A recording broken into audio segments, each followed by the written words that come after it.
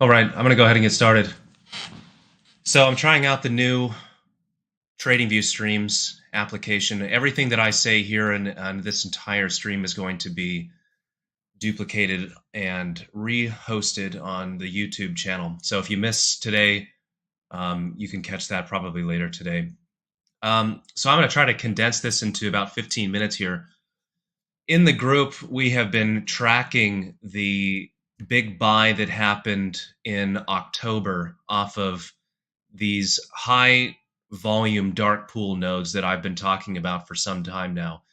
And we've really started to use these in our favor this year, especially buying down at this location down here earlier in October. So we were waiting for that October seasonal bottom.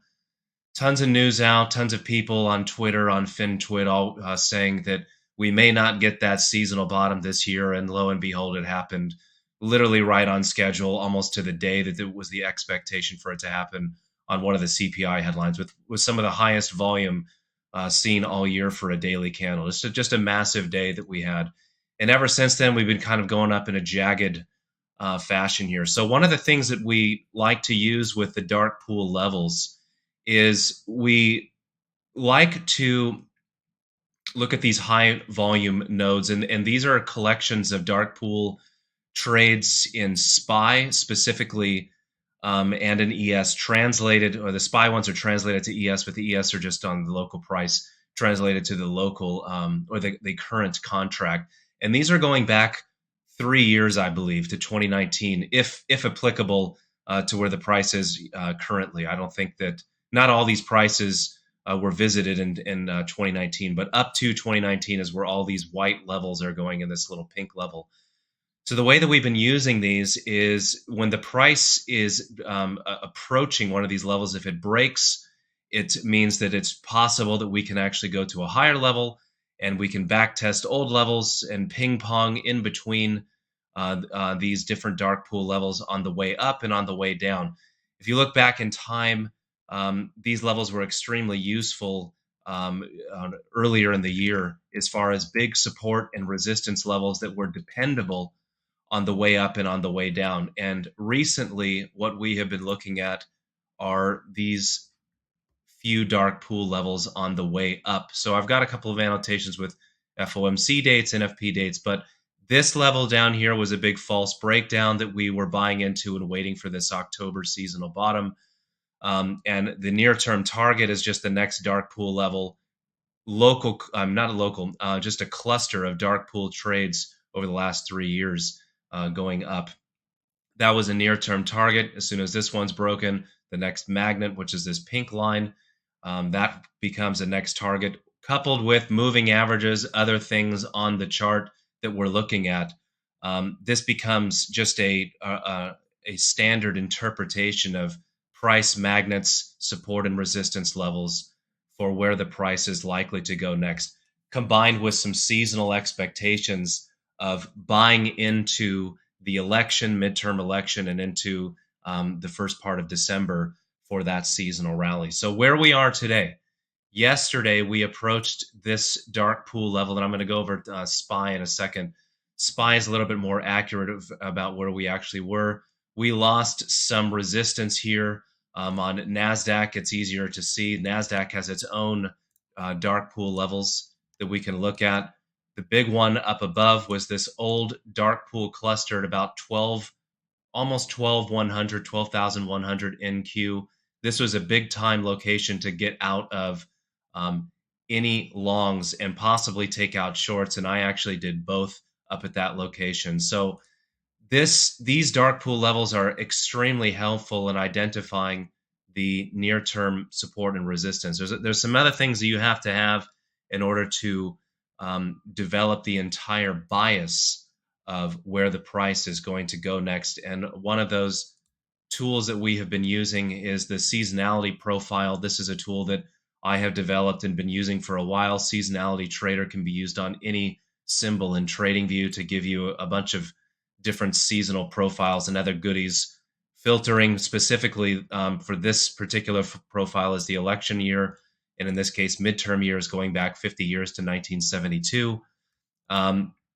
This is one of the big reasons we were expecting this big October seasonal bottom somewhere around the first 1 to 2 weeks of October. And usually there's some kind of a five waves up sequence going into the end of November. And we're kind of getting that with some kind of delay here that we're actually seeing as far as when the bottoms and tops part could be happening. Actually, this would go up to this top up here and this top up to here towards the November 8 election. The election is somewhat of a sell the news kind of event. Buying into the election for November 8th is typically what to expect during this particular time. This is right around the November 8 election right here, and then some kind of a sell off afterwards. We got a big surprise with the CPI that came in with that huge rally that we had, which was an unprecedented rally. I think that the Nasdaq went up 8% in one day. Definitely not bull market behavior. You should not expect rallies like that, but we did get that rally, and I do expect that we're going to get maybe some follow through into Thanksgiving week next week. So typically, you have a rally going into the last Thursday of, I think it's the third Thursday of the month is typically Thanksgiving, and that's what this rally represents right here, going into that third Thursday of the month and into the end of November is this Thanksgiving week rally. Next week it is a shortened week for the regular NYSE. Futures are open, I believe, the entire time, but there is a shortened day, I believe, on Thursday and Friday. So expect some shenanigans going into next week. Sometimes there's some weird things that happen on Friday, some weird selling. I remember specifically in the last couple of years, Amazon took a hit on a Friday and brought the market down 1% or something on some ridiculous spike lower on a Friday. I remember that happening. But typically, especially in midterm years and especially in bear markets, the Thanksgiving week rally can offer some relief. So this has been something that we've been trying to interpret going into this October bottom. It's been hit or miss this year, trying to grab this seasonal profile for midterm years specifically. But this August top that was right before the September quarter, this was more or less accurate, I would say, in predicting a sell off afterward when everybody comes home from summer vacation and reality sets in with new FOMC meetings, down to an October bottom where everything is just abysmal, maximum amount of bearish news, and the market has something to actually rally on because the news literally cannot get any worse, is kind of the idea for that October rally. So far, so good. And the real winner has been DJI with specifically industrials. If you look at XLI, SPDR, that has been a big winner. So I would say that we're in the midst of trying to complete some type of five wave structure up here in DJI, and whether or not that this is kind of a fifth wave that's actually forming here, and some kind of an embedded fifth wave structure here, which is kind of like an ending diagonal that's actually happening. I would say that this is kind of what we are actually doing here into the end of the month. Not sure, but that's kind of my bias with this final little wave coming up into the end of November. November is typically a very strong month, especially in midterm years and especially in years that have been a bear market. If you go back to the 1970s during the inflation years, this is also apparent. So we're big fans of using the right kind of seasonal profiles, and in this case, the midterm year profile is what we've been focusing on. Just to reiterate, kind of what I think is happening here with S&P 500, you've got some kind of a big zigzag wave going up here. I'm not a huge Elliott wave person, but when I do see some nice patterns, I will try to call it out. Earlier, we had this big inverse head and shoulders structure right on the 200-week moving average. This broke out, back tested this neckline over here. This is right before the CPI print, and here's that huge CPI day back there. So back above the 50-day moving average, and the next final target for me would be right up here at this 200-day moving average is where I would actually place my final target if we are going to complete this final little wave up here for this Thanksgiving rally that I mentioned before. So I think that that is definitely a possibility going into next week. But we need to hold above this 3960 level. I was talking about these dark pool levels before. We have cleared this key 3900 dark pool level. This is the largest dark pool level going back 3 years. It's actually much more than 100 million associated in volume at this point, but we have consistently held above this level. And now the key level is this 3960 level, right around where the zero gamma level is from 3940 to 3950. So if we back test this early today, I think it is entirely possible that we can have some kind of a back test on this 3960 level and then kind of jet out maybe into next week, maybe a final little, a little move, actually maybe a final little move up into some kind of a 5 wave little pattern here if we can actually get this back test and move up into this 200-day moving average sometime next week, possibly, would be the general pattern that happens into Thanksgiving. So I'm watching for this little pullback that we should have going into the market open, the NYSE open. SPY, very similar. We had this inverted head and shoulders pattern, nice back test on this area right here. Here's that same 3900 dark pool level, but a little bit more accurate on SPY, right around the 369 level. So this was almost a perfect back test on this level right here, combined with that inverse head and shoulders neckline that we had right at this location. Nice bounce up. We got a bunch of moving averages on here. I'm going to take I'm going to take that one off. Take this 50-day moving average off. Move up. We have moved up significantly since then.